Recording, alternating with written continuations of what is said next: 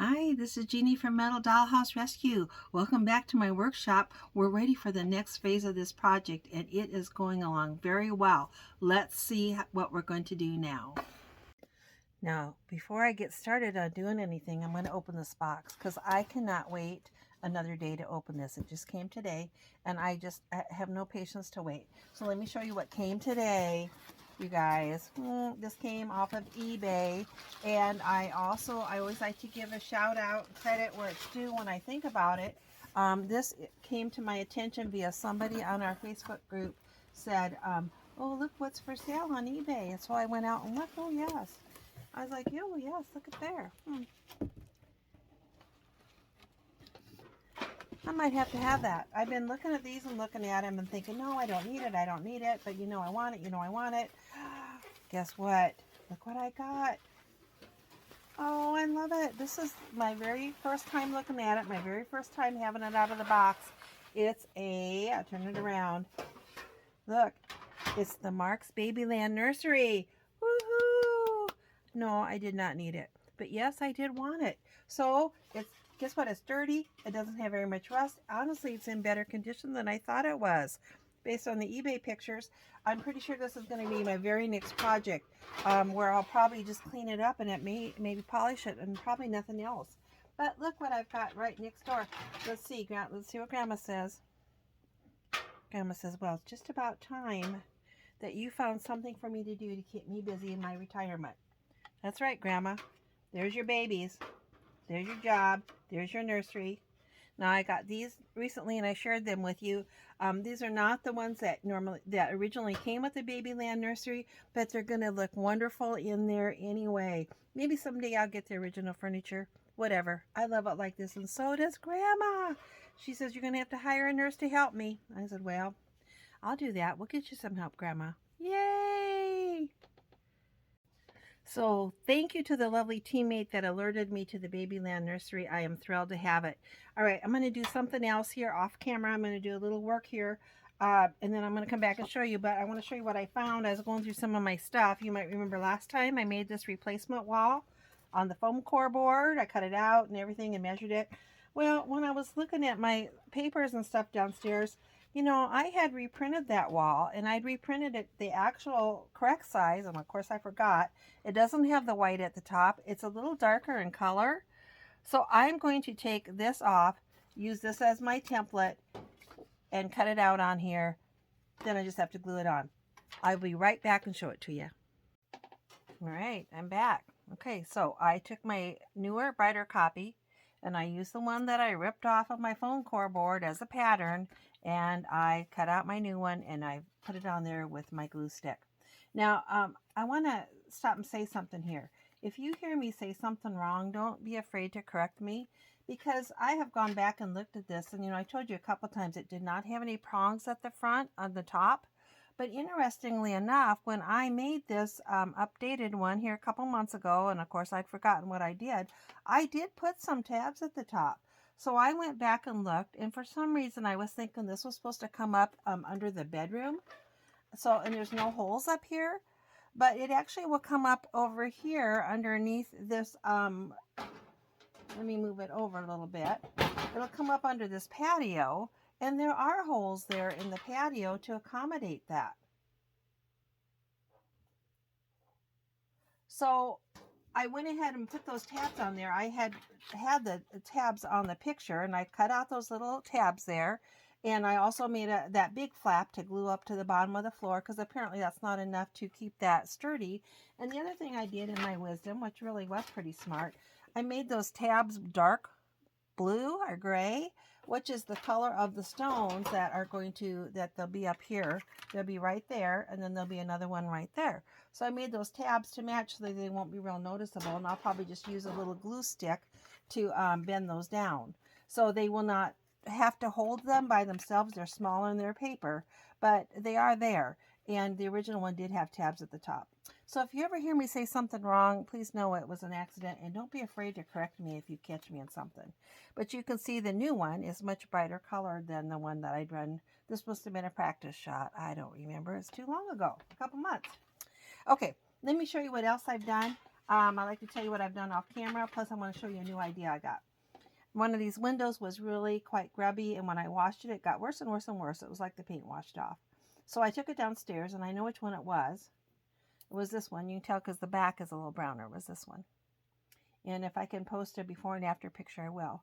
But I took it downstairs. I cleaned it again really good. And then I spray painted it. I had paint that's like an off-white spray paint. And then it wasn't quite shiny enough. And I found some top coat paint. So I put a coat of that top coat. It was a spray clear top coat. So it's a really close match to this one. This one's a little bit lighter. No, this one. Oh, this one's a little bit lighter on the outside. On the inside, the one that was darker is still darker. And I'm going to put this one in the garage because that window won't show on the inside. And the one that's a little lighter on the inside, I'll put over here in the kitchen where you will see the inside. So when I put those on, that's what they'll do.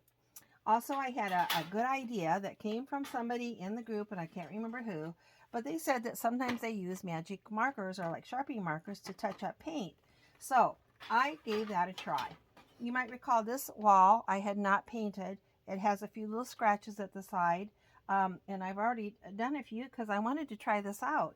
If you have a marker that's close in match to color, and I have an assortment of colors here, so I could maybe use red. If you had like pink, you wouldn't be able to do this because you have to have a pretty close match. But take your Sharpie marker and just do that tap, tap, or dab, dab, dab. And I'm just going to gently tap, tap, tap along these little scratches here. And this does fill them in. I've done it to a few. And it fills them in pretty nice. And then, of course, you don't have any overpaint issues because you're not really painting. So it really does a nice job of disguising those scratches. Just tap, tap, tap, tap, tap, tap, tap until those little scratches disappear. And I did that on a few of these. And I would do it on the rest of them. And there's a few here on the edge I'm going to do also. See how there's some of that paint scratched off? Just going to tap, tap, tap, tap, tap, dab, dab, dab, dab, dab. Only since you're using a marker, it's a lot easier to do. You have a lot of control because you just got that little point there on the marker to fill those in with. So I was really pleased with that, and that is one of the, wonderful beauties about this group. We're very helpful and supportive of each other, but a lot of you guys think of things I didn't think of, and then, you try them and you're like, wow, that was a great idea. So very much appreciated. I would do the rest of that later. But I also noticed on my little swimming pool, because I went back and was looking at my video, and I feel like before I washed this, it was in better shape. And now that I've washed it, it's got some little scratches on it. So guess what? I took out my new idea, my light green Sharpie, and I'm going to touch up some of those also. Now, some of these, it works really good on the little scratches. You can kind of draw them in and then even wipe them off the surface, and it fills in those little scratches really nice. I did it on a few that you can't tell. There's one along there I did. But I'm sure you probably can't tell on the camera. But I will continue to fill in some of those little scratches with this. Now, I don't know that it works as well on these bigger dots, but I'll try it there. If it doesn't, then I'll just put a little paint on there. But it works well on the smaller ones. And again, this is a little bit of a bigger area. But we're just going to tap and fill in and see how that works. So that's another great idea that I got from this group. Thank you so much. One more thing I did off camera is I took this part here and I laid it down flat, and then I used my hammer and hammered it a little bit. I felt like there were a few little bends over here maybe on the back mat. I don't know, maybe you can see, maybe you can't see, but there were a few little bends, and I tried to flatten those out just a little bit more. So it's as good as it can be with the equipment and the time and the effort and so on that I have. And it's certainly a lot better than it was. All right, my next steps. All right, I've turned the house around because I'm going to work on these windows next. One more shot of my new wall. Now, as something I've learned in life is when you do something the second time, it goes a lot faster than the first time. So this wall, cutting it out, the new photograph, sizing it up and gluing it on there, I got that done in just a minute or two, whereas when I did that the other night, it took me like 20 minutes to figure out what I was going to do. That went really fast. Remember that philosophy. It's easier the second time. All right, we're going to try to install these windows. And I've got these against this blue background so you can see why this is an issue. These have two little hooks on the side. One hook goes up and one goes down. The one on the left, over here, that little hook is pointed up. And then the one down here on the bottom, that little hook goes down. And you have to fit those into a little tiny hole. I'll show you those little holes where you have to fit those into. Now, as you recall, I repainted this one, and this one is darker on that back. So this is going to go over here on the end by the garage. It's going to go over on this end in the garage. This is the kitchen. You can look in there and see the kitchen floor. And this one's going to go here. Now, you might be curious, there is not an up and down to these windows. So this one can go here because the hinges are on the left, or it could go over here on the garage where the hinges are on the right. It can go either way. There's not an up and down. So if you ever see one of these for sale on eBay or anywhere, don't worry about buying it if it's the hinges are left or right, because it'll go either way. So here's the little bitty holes that those go into.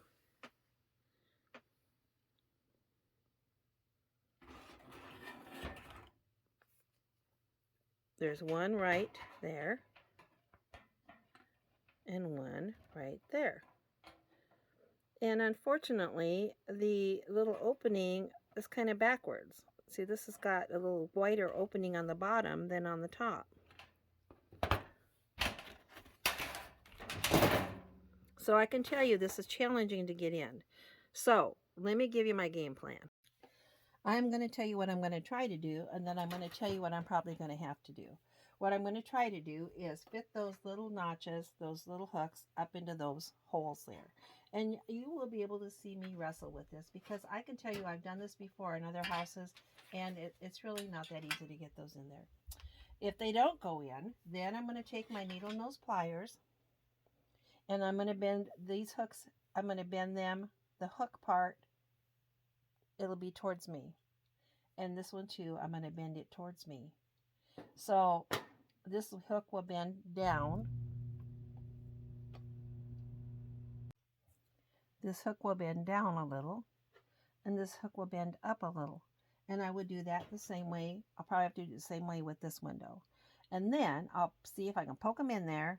And then I will have to turn the house around and use my needle nose pliers and try to bend those back the other way. So I'm going to let you watch me struggle with this, and I'll probably speed it up so you don't have to watch every excruciating moment of it, but we'll give it a try.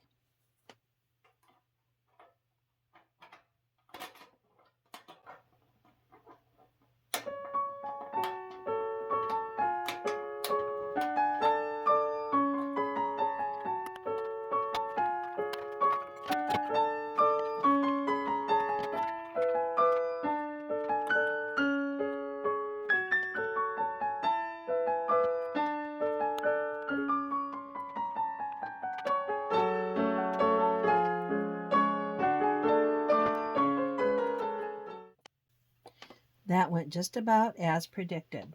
So I had to curl those little tabs in, and now I'm going to come on the inside and straighten that curled part and straighten it back up. This gives you a good idea about why those windows are often missing. Even when they're on there, they're a little hard. Sometimes they bind a little bit on opening and shutting. Once they come off, they're a little bit hard to get back on. And once they're off, then of course they're easily lost. So that's why they're a lot of times gone. Okay, I'm going to straighten these out so those windows probably won't come off again. The other thing you need to remember is these windows, you can only bend those tabs so many times. So once you get them on, probably leave them on. If you have a better idea or a better way to work that, let me know. Okay, let's get them tightened up.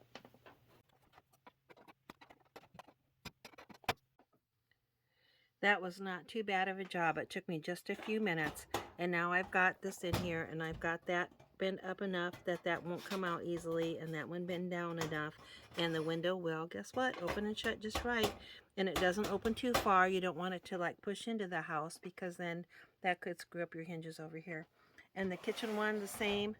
It's in there right. I've got that tab pushed up, this tab pushed down, and then this one kind of pops open, it'll open, and then when it'll shut, and it'll hit against this.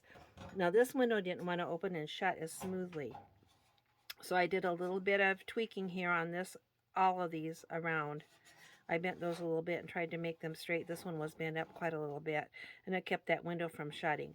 And then I had this one bent a little too far, and then that window would come in. But now I bent him back just a little bit that way to the right, so that window won't come in. But it will pop open pretty easy if you want it open, and and then it will shut again. And I'm going to turn around so you can see it from the other side too. Here we are on the outside of the house. This is the kitchen window, and it will pop open. It'll open. It only goes about that far. I could maybe stretch it and go a little further. And it'll go shut, and it'll shut nice and flush with the house and stay shut. This is the garage side, and it will shut, and it will open. Perfect. And this door, remember I already fixed those hinges on that.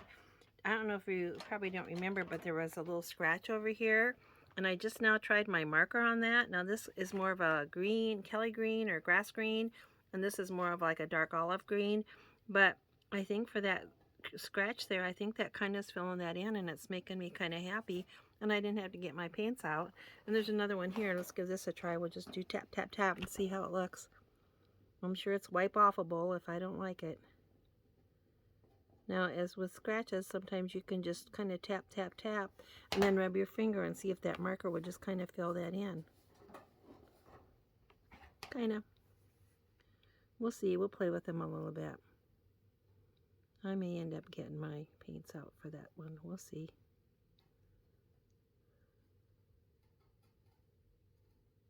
Those little ones went really good. That big one's going to take just a little bit more marker. Actually drew right along it. But then if I go back and kind of go over it with my finger, yeah, you know what? I think it's really good. I think it's a hit. I think it's going to be a hit. I think this is just absolutely going to join my little bag of tricks.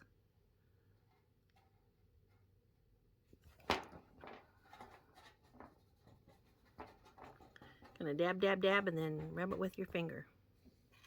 And if you don't like it, I imagine a little bit of water or rubbing alcohol would take it off. You could try it again. But from a distance, I think it looks really good. All right, I'm loving it. Let's take one more look at the garage door because I'm just so happy with it. Open, shut, open, shut. So we've got this house nailed up all the way around. Windows, it's nice and clean. Doors, garage door. I think now you can see why I wanted to get some of this stuff done before I put the walls in, because it really helps with your arms to maneuver to be able to get in there and reach those windows and so on. But I think now we're ready to put those walls in, and then maybe put that second story floor up here. This one's going to go down here by the kitchen. I think I might do this fake wall last, and then we will put the ceiling on here that would hold it all together. At some point you will see me turn it over and put these through the holes and tape them on the bottom. Here's your warning about tape. I would avoid using tape anywhere in your house unless it's somewhere that you think you never have to look at it again, because it is hard to get off. It will eventually dry and harden. You won't be able to get it off. It will damage your paint. It will discolor, and it won't even be sticky. But I'm looking at that being 5, 10, 15 years down the road. And I'm going to tape only where it won't show, so it'll be under here on the bottom of the house. I would never put tape anywhere on any of your lithos that you want to look at again. So eventually you'll see me tape it down there. And eventually you'll see me get that here, and we'll see how much I have to wrestle to get that on there. And eventually you'll see me put some glue along the edges here. Probably I'll use glue stick and glue all those. These will poke through the top, and I will put just a little bit of glue stick on the bottom to glue those little tabs down on the top. So I won't use any tape up on the patio, because again, tape can be very destructive in your houses. Okay, let's see how it goes. You will also see me as I put these through the floor. I'm going to have to bend those little prongs. So I'll lift the house up and I'll bend those little prongs down. I don't know if I'll use my hammer on that or my hands or my needle nose pliers. I'll like to bend. This one is already started to bend. Let's see if you can see the angle. Probably not. This one looks like it was originally bent this way. This one was originally bent that way. And this one was originally bent that way. And that's the way I will bend them again. I kind of like to alternate the way those are bent if I can. On the top, I cannot tell which way they were bent before. And so I will alternate those also. Probably one will go that way, one come this way, and probably that one that way. Something like that. Okay, let's do it.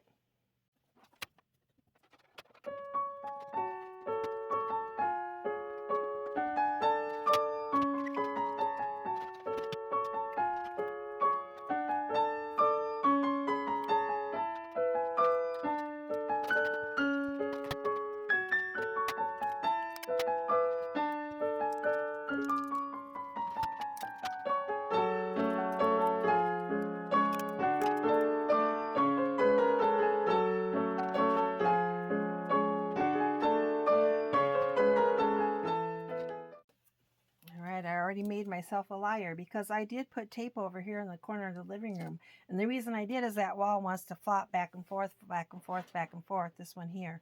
So I put a little tape in the corner. It's temporary. And I'm going to put tape over here in the kitchen corner too. But you remember my trick where I fold down one corner to make that an ear? And again, this tape is just temporary. I would not leave this in here permanently. So I'm going to tape this up here just to keep it in place while I get that ceiling out. And then when that's done, I will pull it out because I've got that little ear on it, so it will easily be pulled out. Okay, I'm excited. I'm going to get that ceiling out and see if I can get it on and get these tabs poked up in, these tabs poked up in, and then these two little paper tabs need to be poked up in from the little fake wall that I made. Turn that around. There's two little tabs there. So let's see how that goes, and I'll wrestle with this. Now there's little slots here on the side. There's little slots that floor goes down into, and then again down here in the kitchen area there's little slots around here. So I'm going to wrestle with this, and you guys can join me in my pain. Oh, but before I do that, there's one more thing I wanted to show you. All right, before I show you this, I want to give you some wise wisdom.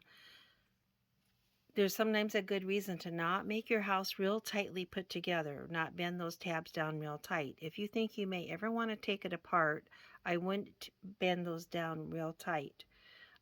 You probably don't need it for sturdiness sake. If you do, certainly make them tight.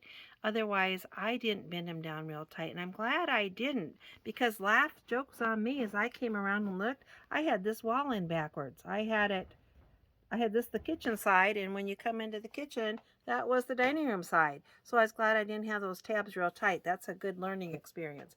But before I button this house up tight, we're going to do a little tour of the graphics because they're so stinking cute. This is that little garage utility room. Look at there. Now, I photographed all these walls, so if you need any of them, let me know. But I just think they're so cute. We want to appreciate them.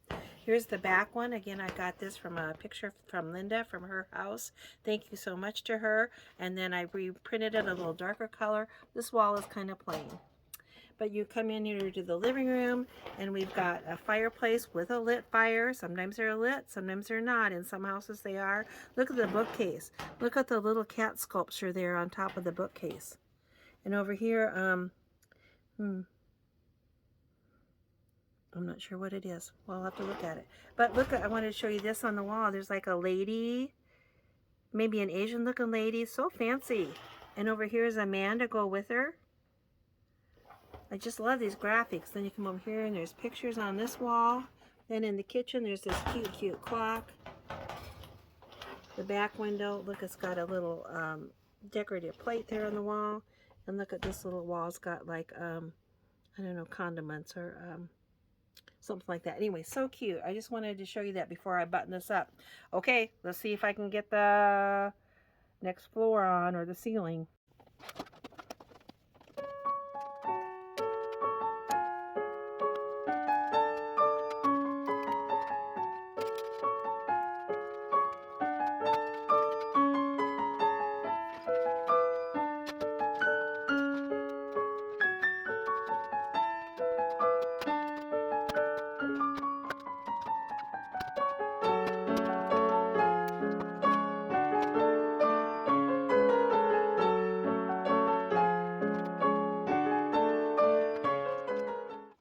Okay, I've got that attached clear around. Now, I am pretty sure you could not see that, but I want to tell you, I couldn't see it either. You just about are doing it blind with just feeling with your hands where those little tabs are and where those slots are. So I couldn't see it either.